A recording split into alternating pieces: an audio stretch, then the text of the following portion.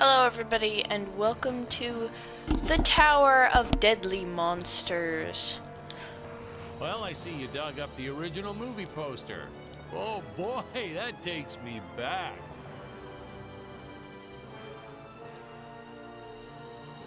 Basically, this button lets you play the game.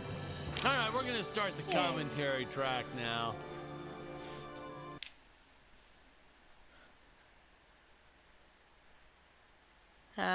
That's cool. It says loading.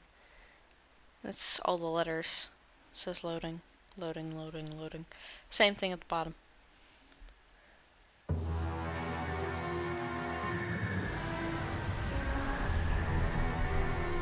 Hello, Dan Smith here. I directed this film back in, well, it feels like a century ago.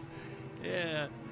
The studio asked me to provide a commentary track for the DVD release. And wham! Straight into the action. No fluff or anything. That's what we did back then. Crash-landed ship. Out pops our hero, the fearless Dick Starspeed. Part 1, in which space explorer Dick... Okay, then. Oh, God. The ship's velociter reactor is damaged. I believe that I am stranded on an alien planet.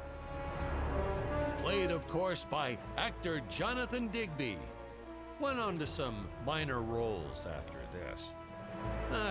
Such a shame. I thought from day one this guy's got leading man written all over his face.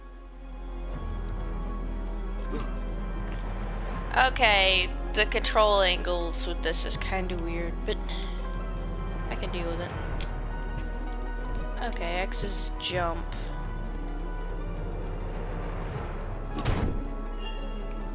Ooh.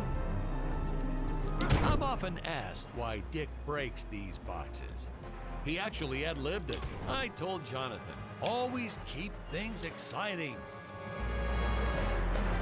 Always, you have to, otherwise people will stop watching, like you lovely folks. Greetings, citizens of Gravoria. I am Dick Starspeed, and I come in peace. Probably shouldn't have had Dick draw his weapon when he was talking about peas. Well, maybe one day we'll go back and CG it into a sandwich or something instead. Ha! Just kidding. And this is what people pay to see. A no-name middle-aged B-list actor duking it out with stuntmen and costumes. Such stunning choreography. Now the extras in those robot suits really knew how to take a punch. Oh, literally. I told Jonathan not to hold back. Give it all to him. Kick him in the nuts and bolts. And I know what you're thinking, but don't worry. We handled it responsibly. We made them all sign waivers not to sue for injuries. Right, have to jump over absolutely everything. Holy smokes!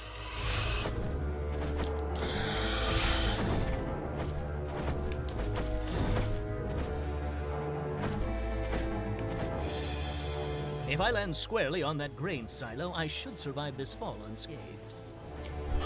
Really? I shouldn't say this now, but you could actually see the strings if you squinted hard enough.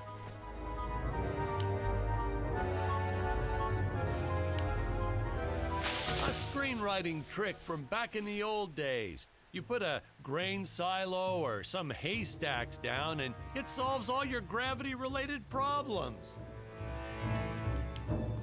Oh God. This does not look or sound good. Ooh. Hello there. Silver Gug.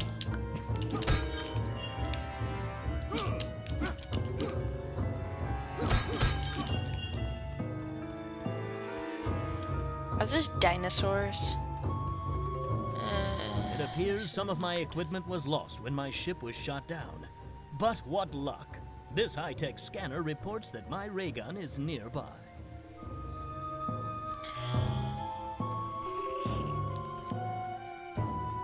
High-tech ray gun. Okay.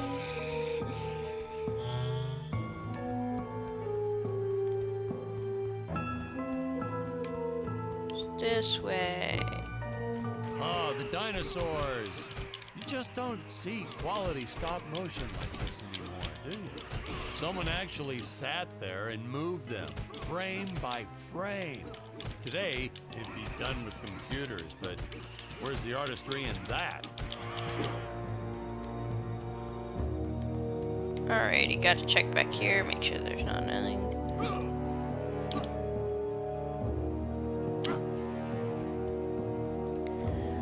Okay. If a kid actually tried to learn from how to fight in video games, I feel like they would have problems. Ooh, the fearless sea monster, always patrolling the shore, eagerly awaiting for his next meal. Interesting. Very.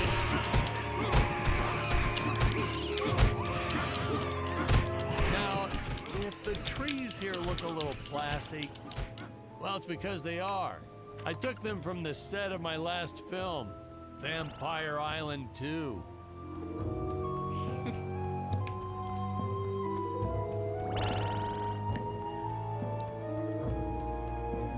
That looks interesting. There's little dots that go off over there. We got our fair share of nasty letters from scientists complaining about our portrayal of the dinosaurs. Was news to me. Apparently these stegosauruses weren't meat eaters. Must have preferred shellfish or something. Wow, how do they know? That's what I say. Come on. Oh wow, this is weird.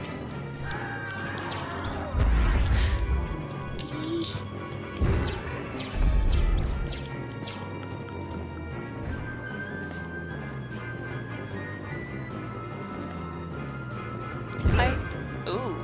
Okay, so that affects me too. Interesting. Hold on. I want to check to see if there's a secret back here. If I can ever see anything. I'm going to guess no, because I can't see it. Oh, monkey people.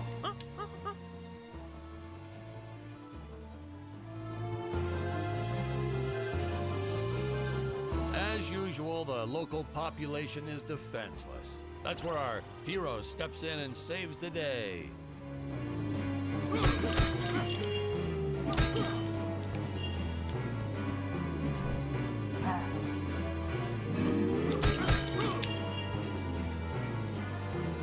Oh, hello there.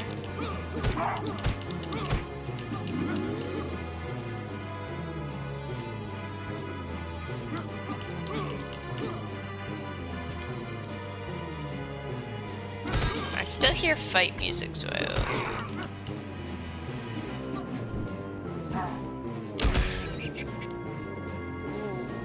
that's pretty bad. White heaps are attacking. So they're talking about these guys.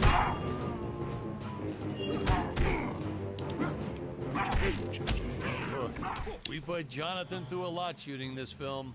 He wasn't the best actor, especially when reacting to getting hit. He's what you call a flincher.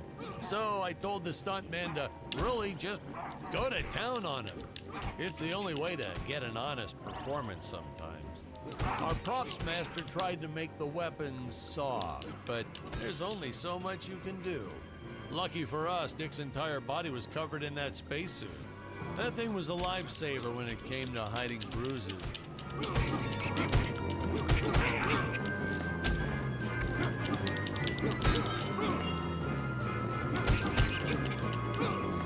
How curious. They dissolved into what appears to be gold. You'll notice the gold disappears when Dick touches it. We had a deleted scene that explained he's actually teleporting it back to his ship. It's funny, no one ever questioned how Dick was able to walk around with an infinite amount of gold on him.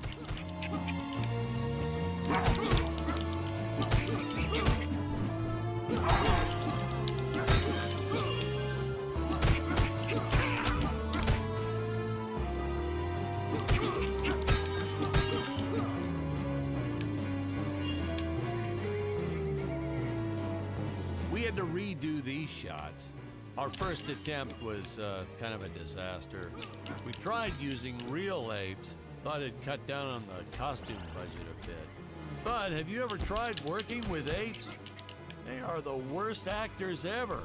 They don't sit still for a moment, and the second you take your eyes off of them, they're flinging their feces all over the place. Jonathan refused to work with them after he got, well, let's just say that he had to take more than a couple of showers one day. You know, you never forget the smell of monkey poo. We steam cleaned the studio top to bottom. Still never got rid of it entirely. All through the rest of the shot, we kept finding those little surprises hiding inside various props. Boy, were those the days.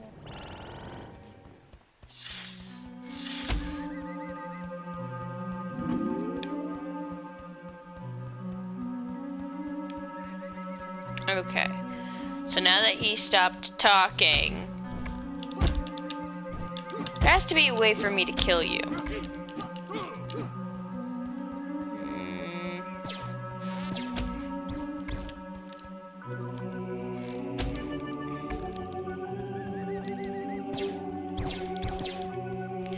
Right.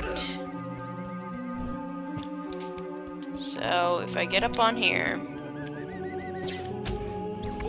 aim. There we go.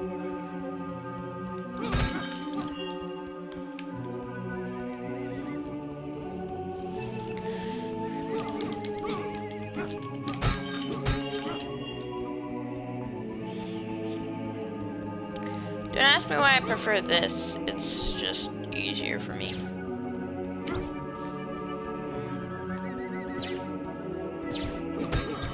Besides, it didn't break stuff.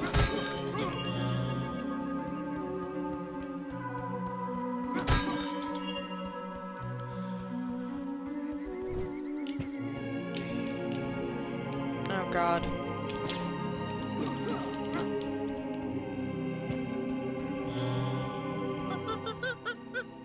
That was amazing, but you were brave enough to climb up the altar? Of course I am.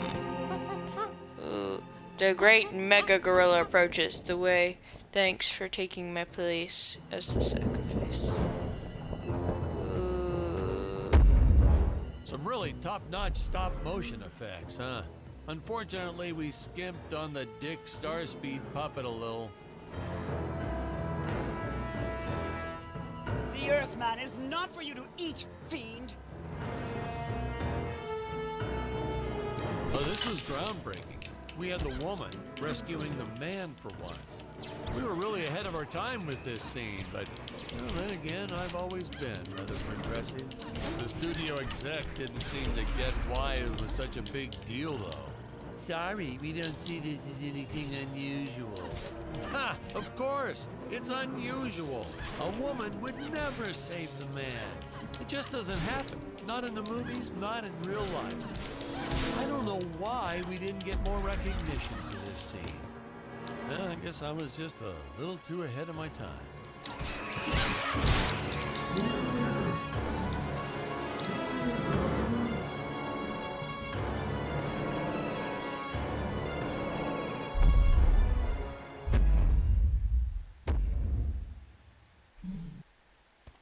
Thank you for saving me, strange woman. What is your name? I am the magnificent Scarlet Nova.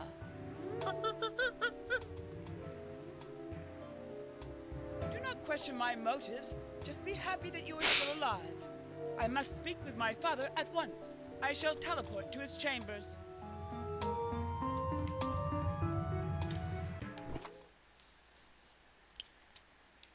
Okay then. Huh? Where is this place? This is not my father's chambers.